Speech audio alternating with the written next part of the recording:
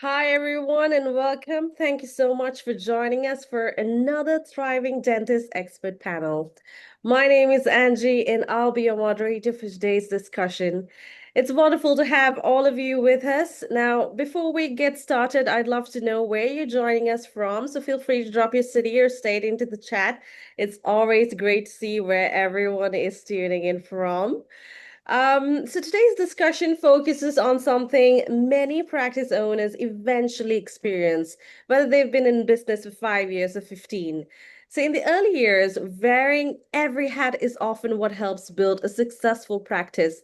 But as the practice grows, those same habits can quietly become the biggest obstacle to continued growth. If you've ever caught yourself thinking, everything still comes back to me, or my team won't make decisions until I approve them, then today's conversation is for you. Over the next hour, we'll explore what it really takes to transition from being the person who runs a practice every day to becoming the leader who builds a practice that can continue to grow with confidence. Throughout today's session, we'd love for this to be interactive. So if you have questions or comments at any point, please feel free to drop them into the chat. We'll do our best to bring as many of them into our live Q&A toward the end of the discussion. Before we dive into today's topic, I'd also like to share another great resource available to our thriving dentist community. So, if you enjoy today's discussion, the conversation doesn't have to end when this panel does. The Thriving Dentist Expert Panel podcast features weekly conversations with industry leaders covering leadership, marketing, operations, patient experience, technology, and practice growth. Whether you're commuting between patients or simply looking for fresh ideas, it's a great way to continue learning from experts across the dental industry. Simply search the Thriving Dentist wherever you listen to your favorite podcast, subscribe, and you'll never miss a new episode. We're also grateful to have an organization supporting today's education session. Today's panel is proudly sponsored by Echo Marketing. So, for more than 18 years, Echo Marketing has partnered with dental practices across the United States and Canada, helping them strengthen their online presence and attract the right patients through proven digital marketing strategies. Their continued support helps make educational events like today possible, and we're grateful for their commitment to helping practice grow. Now let's turn our attention to why we're all here today. So today's discussion is called Stop Running Your Practice Alone, the leadership shift that changes everything after year 5. One of the biggest milestones in any successful practice isn't adding another operator or hiring another team member. It's reaching the point where the practice no longer depends on the owner for every single decision. That shift can incredibly be rewarding, but it's also one of the hardest transitions practice owners face. It requires trust, leadership, clear systems, and the confidence to empower others. So today, our panelists will share practical insights from their own experiences working with practices that have successfully made that transition, along with the common pitfalls to avoid along the way. So whether you're currently feeling overwhelmed, preparing to grow your leadership team, or simply looking for ways to build a stronger organization, I think you'll leave today's discussion with ideas you can start applying right away. So, to help guide today's conversation, we're joined by three outstanding leaders who each bring a unique perspective on leadership, team development, and practice growth. Joining us first is Brandy Trout. Brandy is an executive dental leader, speaker, and leadership strategist with more than 17 years of experience leading operations, developing high-performing teams, and helping organizations build stronger leadership cultures. As Executive Director of Dental Wellness Centers of Georgia and founder of From Good to Grace Training and Development, Brandy has worked extensively with practices looking to move beyond founder-dependent operations and create sustainable leadership systems. Brandy, it's wonderful to have you with us today. Thank you. It's a pleasure to be here. All right. Next, we're joined by Dr. Mark G. Thorson. Dr. Mark is a retired general dentist, educator, inventor, and founder of Inflatrix. Throughout his career, he's trained more than 110 dental assistants while continuing to mentor teams in communication, leadership, and professional development. His unique perspective bridges both clinical excellence and the people side of running a successful practice. Welcome, Dr. Mark. We're delighted to have you here. Thank you very much, Angie. I'm delighted to be here. And finally, we're pleased to welcome Dr. Kevin Kramer. Dr. Kevin is the founder and CEO of Kramer Leadership Institute and Kramer Dental Care. Beyond his extensive clinical background, he has dedicated much of his career to helping healthcare leaders build organizations that thrive through effective leadership, empowered teams, and strong systems as well. Kevin, thank you so much for joining us today. We're looking forward to hearing your insights. Thank you, Angie. I'm happy to help.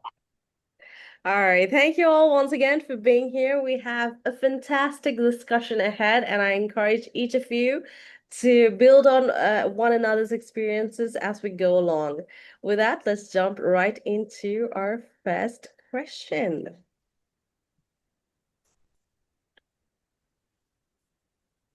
All right, Brandy, I think this is a great place to begin because it really sets the foundation for everything we'll discuss today. So many owners don't realize they're in the founder trap until they're feeling overwhelmed or stretched too thin. So most dental owners past year seven still hold the highest production chair. What does that pattern tell us about how the founder trap actually forms? Well, I love that you gave me this question. Thank you for that. I I feel that you don't create the founder trap. However, you do earn it. Mm-hmm. And within the first few years, you, as the owner dentist, are the best producer. So that weight is on your shoulders and you carry that for the practice. And then maybe like after year 4 to 7, that success that you've built reinforces Mm-hmm. that every important decision for the practice is going to run through you because you've proved that you're capable and that you are a high performer. And then maybe after year 7, the practice has outgrown one person's capacity to lead. But the leadership model was built, the leadership model that you earned at being the highest producer, it hasn't evolved. And most dentists aren't in a position to understand what they need to build at that point to transition to something more functional. I've lived this, and I feel the founder trap isn't created by control, but more by competence. So if we were to look at it with a more optimistic view, without being so critical of the dentist, it is competence that puts you in that position because the owner is so capable that everyone learns. It's faster to get the answer from the person who has the answer versus becoming a problem solver themselves. I love what you said at the beginning of your answer. It's not formed, it's earned, is what you said. That's Mhm. I think I really like that perspective because founder trap doesn't happen overnight, right? It's usually built through years of good intentions that simply stop serving the practice as it grows. So, Dr. Mark, once that pattern becomes the norm, it naturally begins to influence the people around the owner. That brings us to our next question. When the owner stays in every clinical and operational decision, the team eventually stops exercising judgment. So, where does a front desk or clinical team member first feel that learned helplessness in their daily work? When I read this, I was impressed. That as a clinician, we're taught in dental school everything clinical, everything in judgmental, everything that goes along with being the doctor. We're taught very seldom much about business. That's very true. There's no argument there. But there's also a lot of conversation about personal and professional development that isn't really there in dental school either.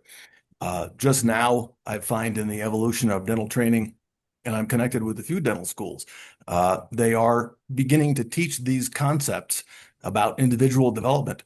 Uh, so from my generational perspective, uh, I'm what a whole lot of doctors and patients would call one of the old guys now. But we were taught that everything flows from me, Mark. Everything flows from Dr. Mark.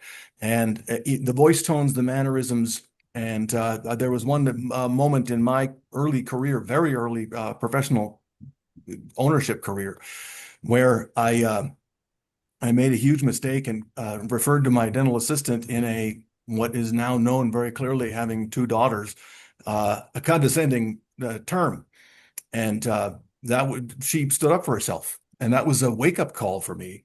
But it's those situations when, unless that dental assistant or administrative expert stands up for themselves and says, I won't allow you to say that, or please hear my response, it isn't until then that the doctor must wake up and understand that there is a team around you, and the goal of you having a team is that they are a part of the team and that they make commentary and they are allowed, and what they say should be heard and acknowledged. Uh, that's the unless the doctor comes to that conclusion, or when the doctor comes to that conclusion, things will not really change. Doctors don't, being a doctor doesn't mean boss in my mind. Uh, I'm happy to entertain continued discussion about that. Yeah. Is there one area of the practice where this tends to appear first? Well, a doctor being the final authority is, I think, in the chair, doing procedures, making treatment plan decisions. Uh, Again, in my generation, doctors were coached very heavily, even in dental school, to absolutely not talk to the patient about prices and money, Mhm. because we all want to be happy about this. I would guess Kevin probably has a response as well. But we generally, as a doctor, don't, we want to earn our way past the concept of the person that hurts you. So when patients want to quote Dicker, we generally give in to the money part. And it was very common for my office manager to stand behind the patient and give the old throat slashing, shut your mouth indicator. Dr. Kevin, I'd be interested in knowing your thoughts as well on this. Yeah, it's really interesting because there's so many different ways to, you know, evaluate this perspective. And I really like to, I love working with young doctors, by the way, and mentor them because they're so open and they haven't maybe formed bad habits that they learn at certain clinics. And really helping them understand that in a private practice setting, the patient, it's their mouth and they get to decide what they want. And so if we are their advisors or their advocates to their oral health and they choose us to help them, then we want to help come up with a plan that works for them.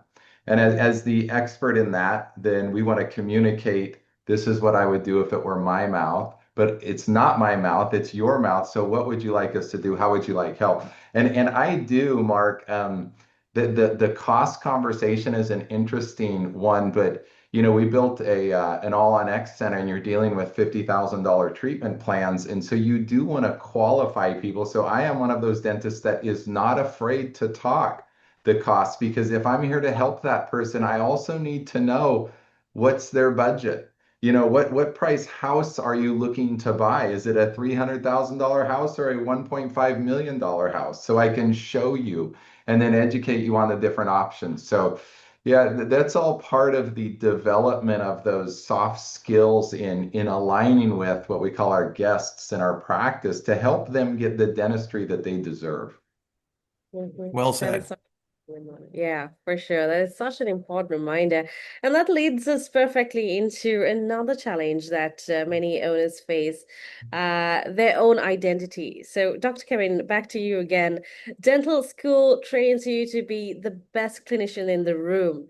So, at what point does that identity start working against building an organization that runs without you? Well, when we come out of school, we're kind of the deer in the headlights. We're scared and we don't know what to expect. And the first thing we want to do is we want to build confidence in a doctor. And then the next thing we want to do is let them know that we want growth-minded doctors and we want to help them grow in the direction they want. And what's great about dentistry is there's so much opportunity in our profession. So what I caution dentists about is you don't have to own multiple offices. It's difficult.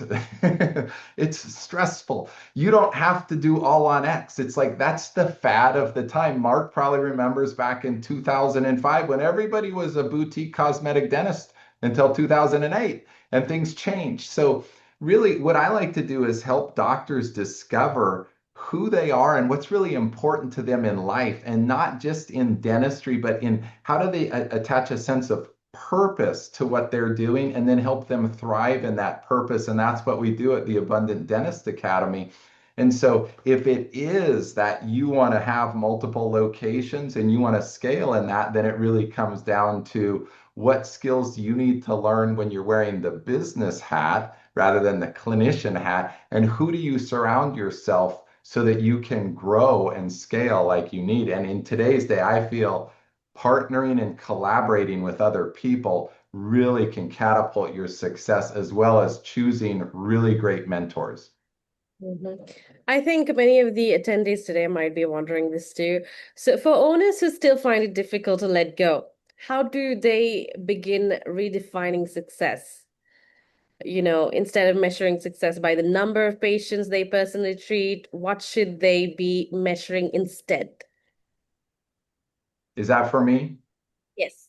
Okay, so what I switched to at one point a number of years back is what I called an impact score. Like how can I provide impact to my world or my community? And so that might be in the number of patient visits we as a whole community touch, how many hygiene visits, what type of giving back we do. So I remove it from just a purely, oh, this was our top line revenue, this was my daily production goal, and those types of things. So it really comes down to that whole person approach of how am I providing impact? Am I being a good husband? Am I being a good father? So all of those things come into a high quality life, in my opinion.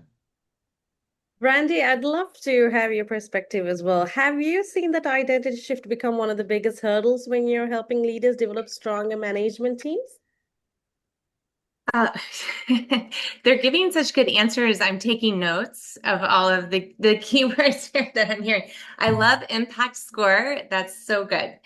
Um, so tell me your question one more time. I'm so sorry. I'm distracted by my notes. Have you seen that identity shift to become one of the biggest hurdles when you're helping leaders develop stronger management teams? Yes, definitely the shift is, leadership is not a title. And so you can't just put somebody in a position because they've proven capable or they're the person who shows up and they're reliable every day. Leadership is actually a responsibility more than a role. And I feel that emergent leaders are the best gift to a dentist, because you can identify that, kind of, going to the next question. But with that shift, you have to provide them with leadership training and the mentorship that Dr. Kramer just discussed. Who do you surround yourself with?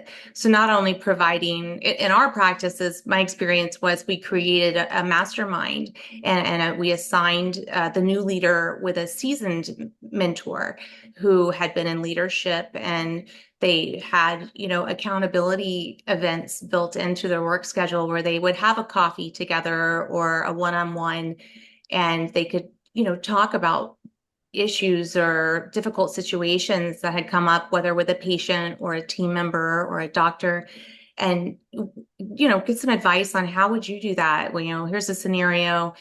What do you think would have been better? I don't feel like I handled it in the best way. And so surrounding yourself with a peer group that's going to push you to be better versus just throwing someone into a position, that's when they fail. And I'm guilty of it as well. Even within the last 12 months, I have put someone in a position because they were capable. not because they were a leader. So it's a really hard thing to avoid doing because we want help and we need help so desperately.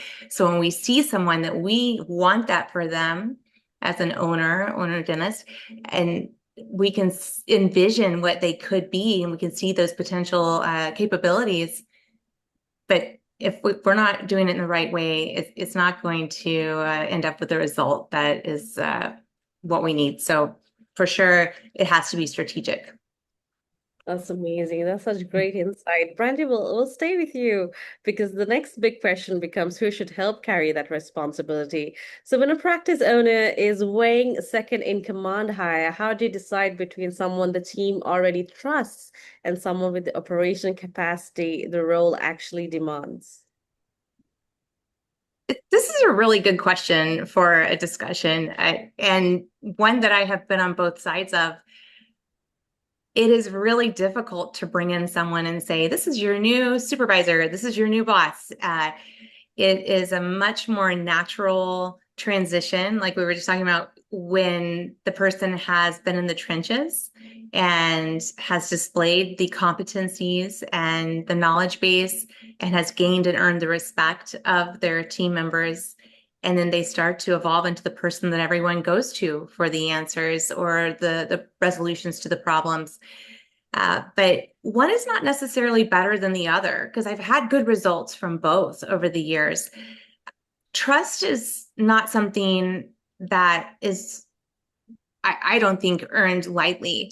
And so trust is what gets someone invited into leadership, I feel like, in that relationship one-on-one with your subordinates.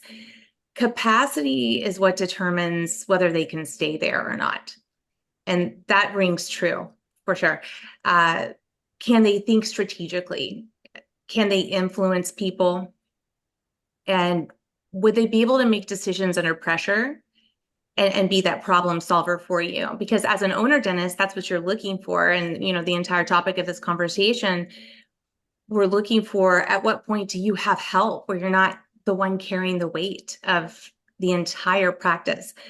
And if the person is capable of the strategic thought and the influence and making those decisions under pressure, then that's someone you need to invest in and invest in developing them with leadership skills. And if not, then promoting them just because they're nice or because you need a person in leadership, that's going to hurt the practice or the organization.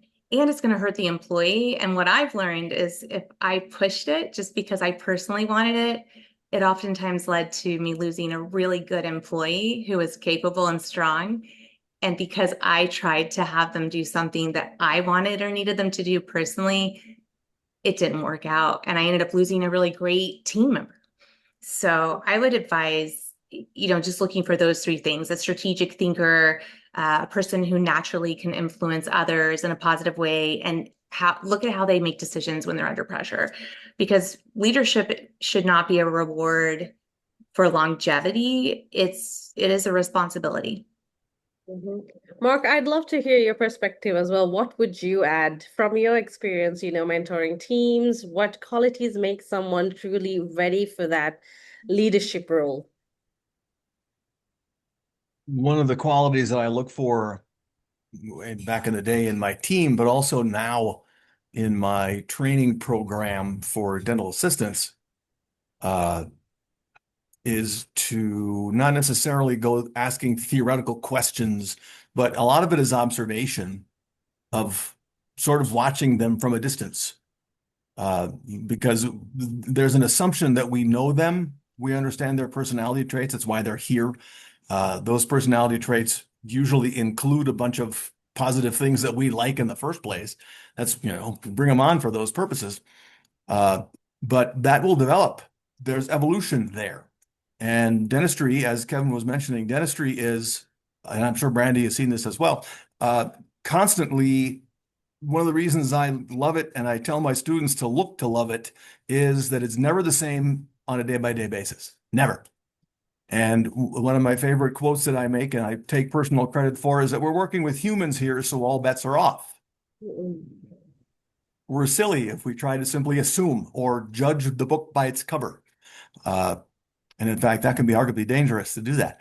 But in terms of identifying a team member, or in my case, currently a student that gets higher recommendation, something of that nature, um, they generally simply demonstrate it, and their activities fit into what I know.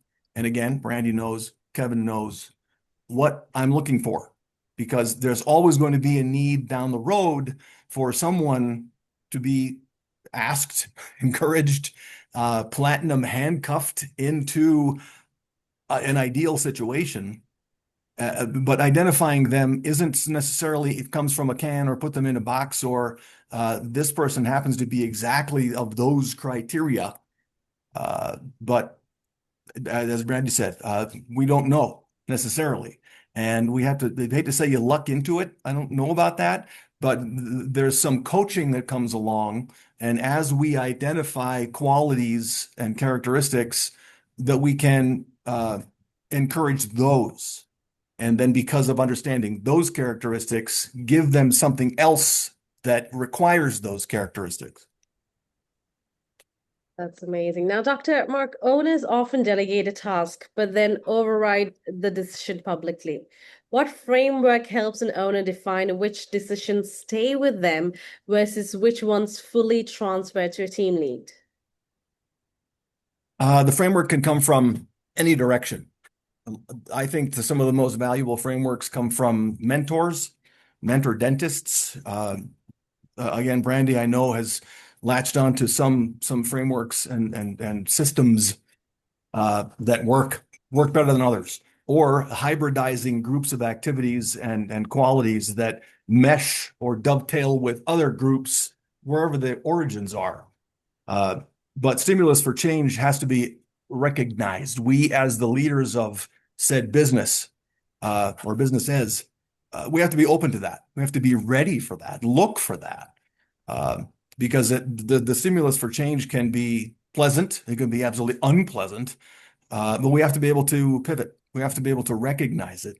And if our non-doctor staff members that we love and value, administrative experts, clinical staff, DAs, and hygienists, bless them all, because they come to work with us, and our personalities drive everything. But I guess the bottom line here and the punchline is my personality has to be able to evolve and open doors by recognition of the need for that evolution. Now, delegation naturally raises another important question. How do you know whether your practice is actually ready for you to step back? Now, Dr. Kevin, stepping back from daily operations before the system exists can trigger a revenue drop that pulls the owner straight back in. How do you decide when the practice is genuinely ready versus when the motivation to leave the chair is outrunning readiness? It's a conundrum. In a sense, it's hard to know when. It's hard to know the right time. And I will go back to, as a young dentist, really discovering and understanding who they are and what they want, and truly knowing the direction they want to go. And if they do want to step out of the chair or the clinical, you master the clinical, you build up your skills, you become a super GP, so then you can be that mentor to a dentist or an associate that comes in and works with you. And then you help them to be the best version of themselves. There is a bit of a leap of faith or risk in any of those things. So when we bring someone in, and we it's hard to always know how they're going to be. And some entrepreneurs will say, well, if someone comes into your organization and they operate at 70-80% of what you do, then you have to be okay with that. And I'm not saying that we dilute or reduce quality, but understand that no one's going to be exactly like you. So it does go also back to the leadership and development and being a culture of growing people and discovering where people are, where they want to go, and help them to be the best version of themselves. That's some great insight, Dr. Kevin. Now, I would like to take a little bit of a break here. We've covered some fantastic leadership insights so far. One theme keeps coming up. Sustainable growth doesn't happen by accident. It comes from having the right systems in place. Of course, leadership is one of those systems, but another is making sure your practice has a consistent way of attracting the right patients in the first place. That's why we'd like to offer every practice owner here a complimentary marketing strategy meeting from our sponsor, Equa Marketing. Now, this isn't a generic presentation or a one-size-fits-all consultation. It's a personalized session where Equa's team takes a closer look at your practice's online presence, helping you understand how prospective patients are finding you, or perhaps why they're finding another practice instead.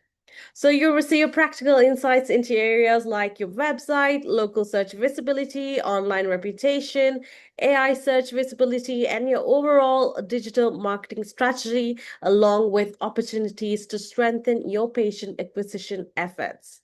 So, if today's discussion has you thinking about the future of your practice, this is a valuable opportunity to better understand whether your marketing is supporting the growth you're working so hard to build. If you'd like to take advantage of this complimentary session, simply just scan the QR code that is on your screen or use the link in the chat to reserve your marketing strategy meeting. We hope you'll take advantage of this opportunity. I will give you a minute to scan the QR code.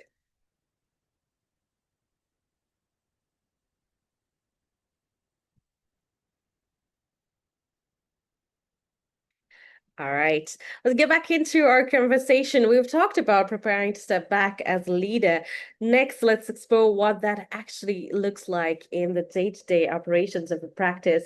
Brandy, getting back to you, walk us through what happens at the specific moment a front desk team member gets a scheduling conflict mid-morning. What does that handoff look like when the decision authority is working correctly?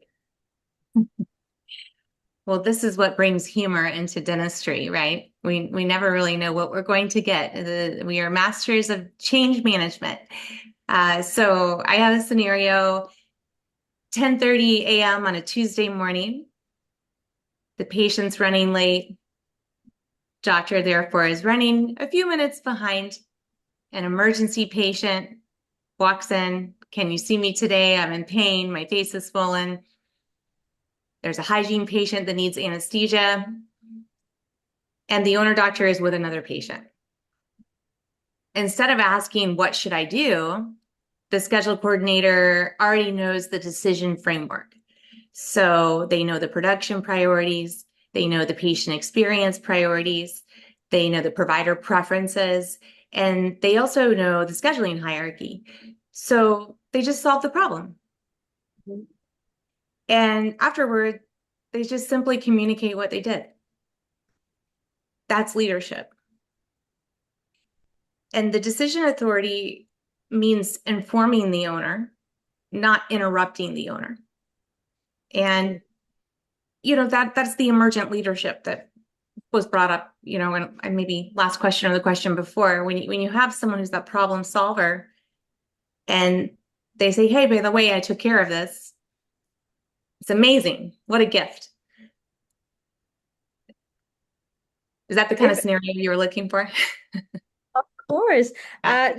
Just another question for you. If a practice owner is listening today and realizes every scheduling issue still lands on their desk, where would you recommend they start making the changes? Well, that is interesting because, we talked about trust earlier and how trust doesn't necessarily, it's not something you can just go in and say, you have to trust me. You're going to earn it. And once that's earned, it almost invites someone into a leadership role. So instead of just giving someone a title, perhaps take baby steps with it and start off with, smaller tasks or smaller things that you can give them trust that isn't going to completely crash out your schedule or ruin your production collections for the day. Try baby steps. And then as they prove that they can take on these extra tasks and perform the way that you need them to, then you build upon that, just like with any relationship. And eventually you have someone who's fully capable and has proven themselves. And by the way, as they were proving themselves to the owner dentist, the entire team was watching. So guess who else sees that person naturally in a leadership position, and they start to become the go-to person for the answers and for resolutions to the problems. Kevin, I'd love your perspective on this as well. What does healthy decision making look like in practice where leadership is working well? Yeah, the elevating people and seeing them what they become is phenomenal, and creating the framework. So I think what Brandy was talking about is having playbooks and structure in place so people have the opportunity to be leaders. So one of the things we do is a 1-3-1 framework, and where when you have a problem, you don't go to your lead person and say, I have a problem, I need help. You say, I have a problem, here's 3 possible solutions, and here's what I recommend we do. And so we're constantly training our people to be thinking. And that goes back to the accountability we talked about earlier, is we have to build accountability inside our organizations. And when you bring up in what you asked Brandy about the scheduling issue, yeah, in the Abundant Dentist Academy, I built a fill scheduling system which calls for fuel, invest, light, and lost. And so you want to schedule the fuel in your day, which is the production. The investment time is your new patients, limited emergencies coming in that's going to convert to fuel. The light is the lighter stuff, and lost is the time that you should have had something on the schedule and didn't. And so if we can train our team members to understand what an ideal day looks like for that doctor, with our system, it takes the doctors and they calculate the time they have for each procedure that they need, because we don't want to feel them to feel rushed, and we want them to have autonomy. And they work with their schedule on, this is the amount of time I need, and then our program converts to what is fuel, light, invest time, and then they plug it in that way. Then they can craft the perfect day. And then the communication is key, as in any leadership, where if we have a morning huddle, let's also, with that new scheduler and new doctor, get them in line. Let's have an end of the day checkup. And how did we do today? Where were the opportunities we missed? And just have really strong communication. And then by about 3 months, you're snowballing. The momentum's there. Yeah, I love the insights we've got from Brandy and Dr. Kevin. Mark, is there anything that you'd like to add, maybe? An intentional discussion with the team to build on what Dr. Kevin said. Habit formation, because the habit formation is very, very powerful. And if it's simply as basic as let's just do this at the same time every day, that isn't a minimized habit. It's simply that's a simple way to achieve it. But to have everybody on the team thinking in terms of a goal for a new habit, I completely agree with that. And there are plenty of textbooks, popular psychology books, things of that nature. Yeah, no, for me to assign a given staff member a certain topic for a presentation during the next full staff meeting, and then at every huddle have a little tidbit about if there's a question, ask somebody else on the team. Perhaps they may help you reach that goal. That's my 2 cents on this particular question. Yeah, for sure. So, Dr. Mark, I'd like to stay with you. So one challenge many practices face is keeping good systems going over time. So meeting rhythms get installed and then abandoned within 90 days because no one owns the agenda. Who feels that collapse first, and when does the owner usually notice? The owner is supposed to know it, feel it, live it, write it, eat, sleep, and drink it, because that person is supposed to be in charge. But in terms of touching back on the last topic, the habit creation, everybody on the team should see or feel something's off today, because XYZ did or did not happen. And hey, don't we usually talk about these 3 things at the huddle?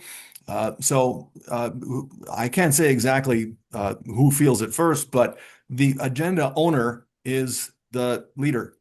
whoever is in charge of leading this process. And again, in my generation, that was always me. And uh, noticing that something is off like that should fall to me. But that if that mentality is allowed to fully flower and dominate, eventually the doctor will get the concept and have it deeply built into them that nothing here will happen without me, which I know is the overall theme of this entire conversation. But we have to recognize that we need to be able to step aside because building a business that's only me dies with me. And so I'm happy to contribute to that process. I hope this statement is touching on your desire, Angie. Is there one meeting that you believe every practice should protect no matter how busy things get? One meeting. I've heard meetings defined in many, many ways, titled in many, many ways. Do we absolutely have to do it? There have to be mechanical processes that are involved in every business, every successful business. If everybody's winging it, that's not going to be a successful business. You know, everybody agrees with that. So something mechanical, nuts and bolts, okay, name it something. But then you have to do it. That's part of the habit formation just discussed. It's part of the ability to keep our radar on, our vision open.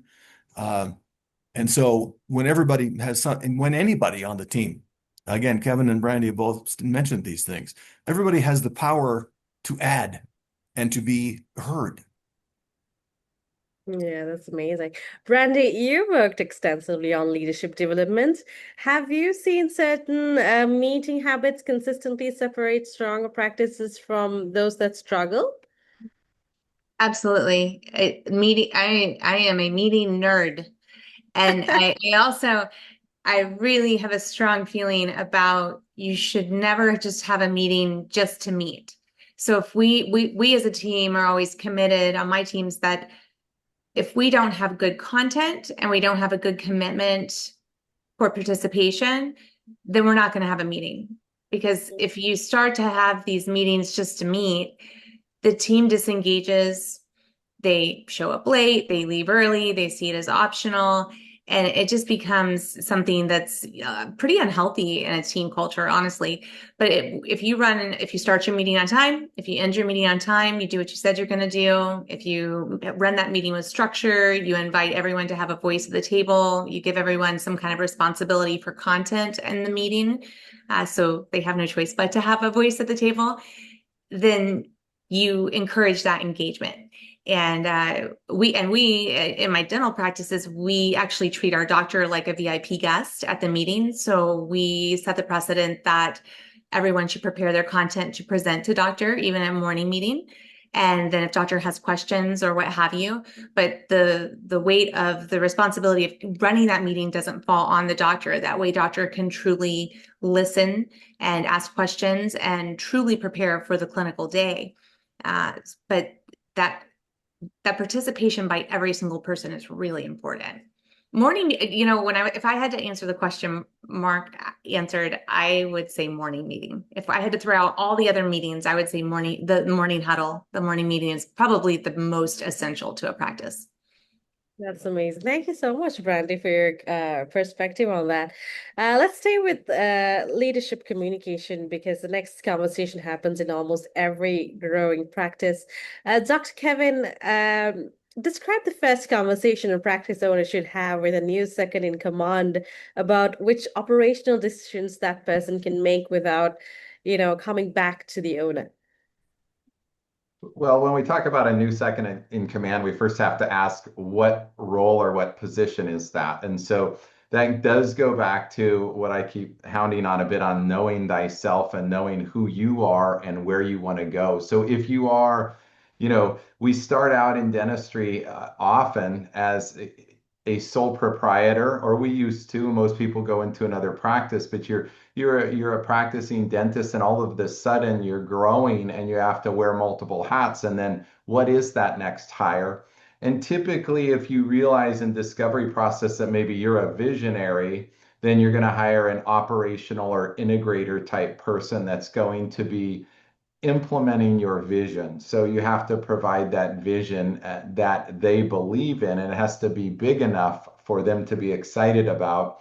And then their job is to implement that. So when you think about the most important thing, that's a, almost the question you would ask is one of the ways we pose that is, hey, what is the one thing that you are responsible for? When we do our development in our model with the quantum awareness and the quantum compass, it's helping people discover, what are we talk about they're building a cathedral of their ideal life, and first they lay this blueprint and then this foundation, and then they set these annual goals, and then we break it all the way down to what are those daily bricks that you're going to lay. So what are the three things that you need to accomplish today?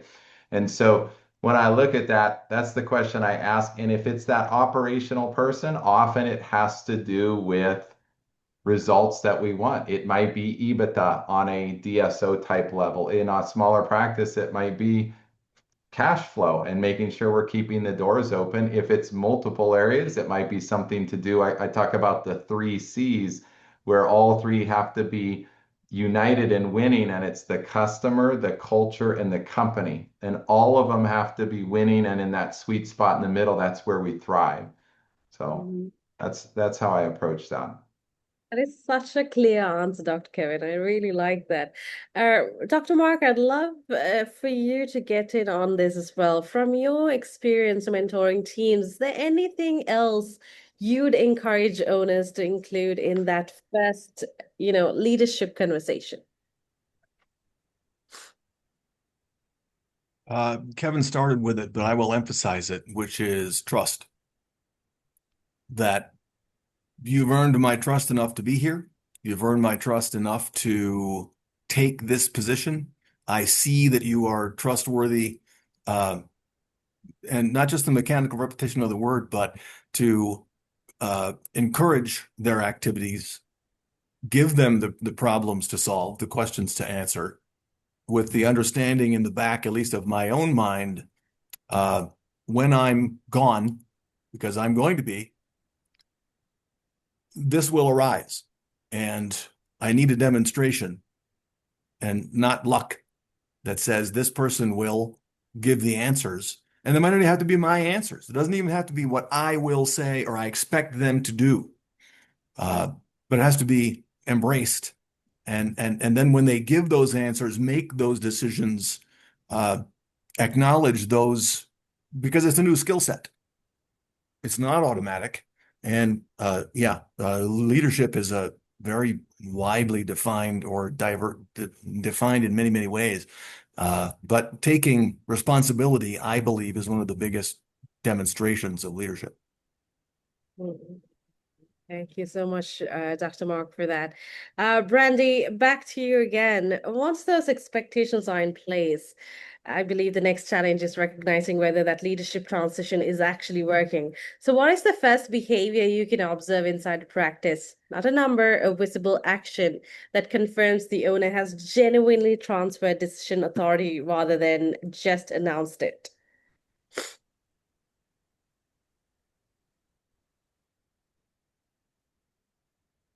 I apologize. This is a challenging question. I believe the easiest answer is you'll notice that people stop asking for permission. And instead you'll hear things like, here's what we decided to do, or instead of, can we do this? Or is it okay if we do this? Instead, they explain,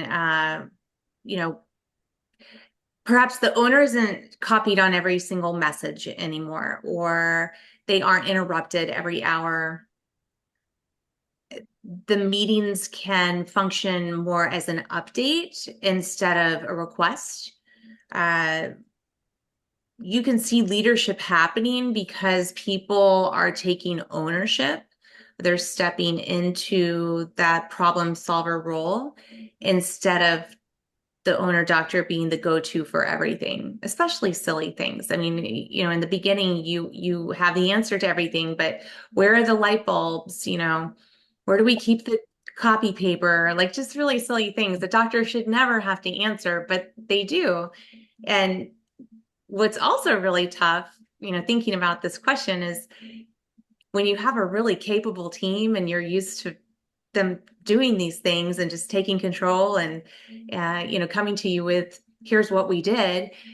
And then you hire a new team member and they start asking the questions, again, and you're like, oh no, I have to, show this person these are where the answers can be found within my team. So there you have your leaders. But, just recently I experienced that with a very, very capable new hire, but she was slightly confused on where to go for answers. And so the interruptions for those questions were unexpected and also very distracting from your workflow. So I can't imagine being a dentist and being in there, clinically responsible for, treatment with your patient, and then having someone come to you with these questions that really shouldn't be asked, in the middle of your workday. But that is what happens realistically, especially with a newer owner dentist. That's amazing. Thank you so much, Brandy, for that. Dr. Mark, back to you. As we start beginning, bringing today's discussion towards some practical takeaways, let's focus on where owners can begin. So, owners leaving this session are being asked to name 3 decisions they will transfer this month, right? What criteria should they use to identify which decisions are safe to move first? Those are the decisions that have the largest impact on what this new vision looks and feels and tastes like. I can't define those for anyone. I like to take everything into mechanical groups of 3. What are the 3 major difficulties that we're experiencing now that obviously must be motivators for making these evolutionary changes, necessary changes, but write them down, put them on paper, pen, paper, put them in your pocket. So every time you reach for your pen, and doctors do this, I don't know how many times a day, you'll see the paper, and I want you to see the paper. Read again out loud what you have written as far as the 3 problems that you're looking at and beginning to strategize or moving through the strategy, the strategic activities that you have lined up.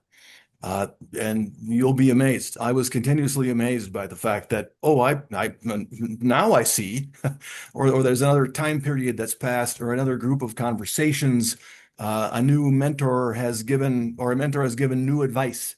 But that advice doesn't all come in one great big flood. It comes when it's necessary.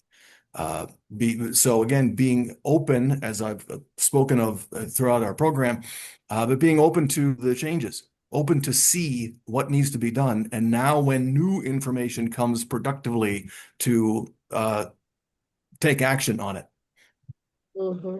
Yeah, for sure. Before we end the panel discussion, there's a question from one of our attendees. I think it's a really, really great question that I thought I'll bring in here itself. It's from Nahita. What's been the most effective way to build a strong team culture while managing the demands of a busy dental practice? Maybe we could start with Brandy.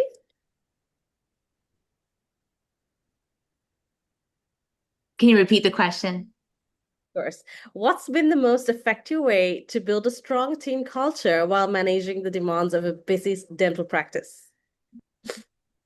A strong team culture.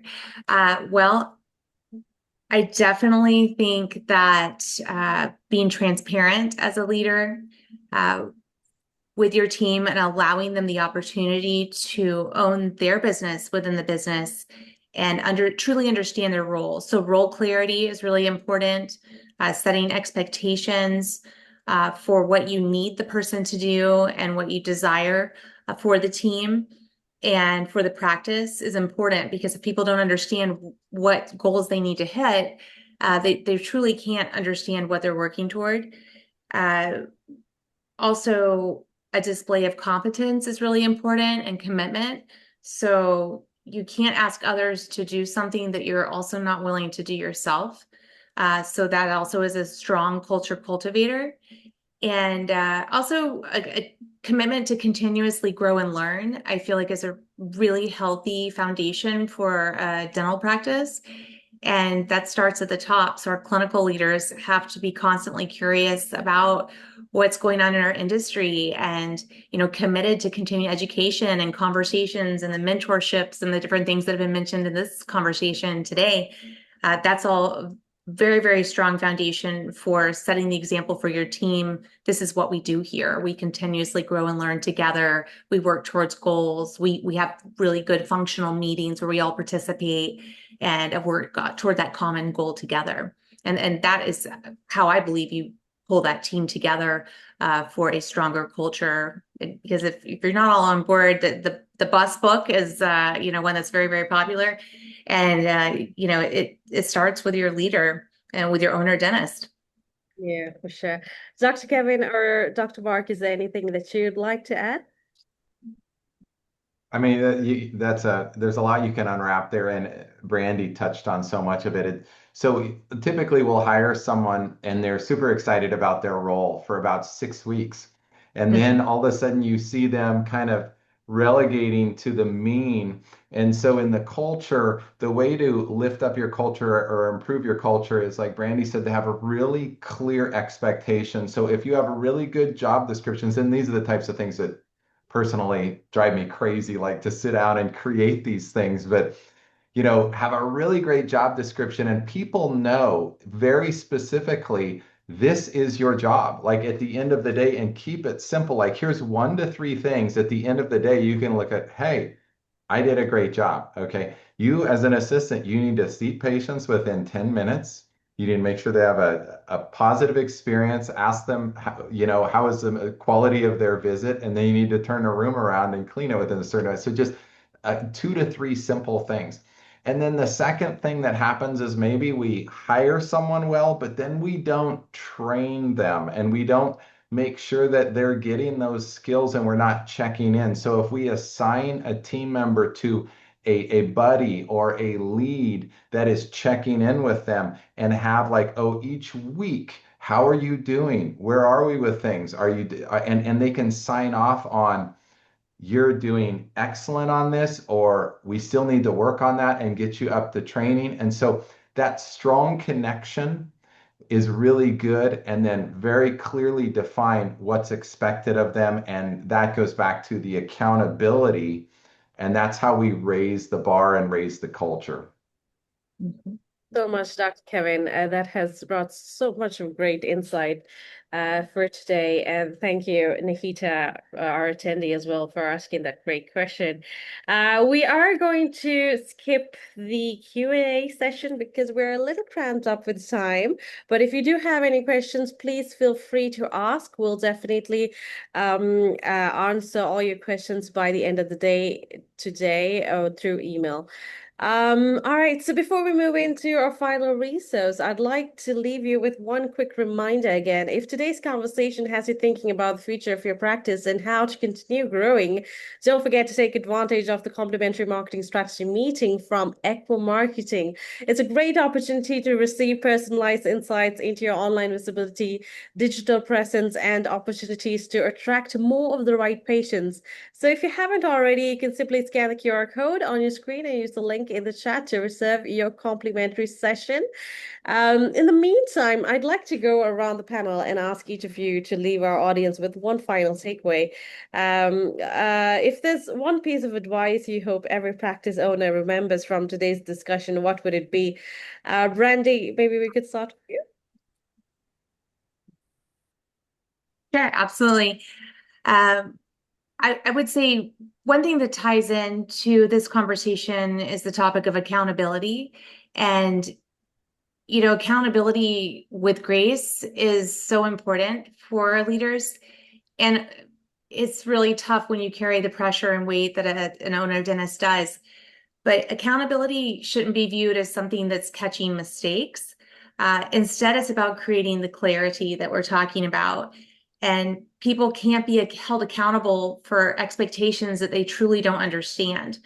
So to be a compassionate, empathetic, effective leader, create for your team documented systems, measurable expectations, consistent conversation, communication, and coaching, and regular feedback.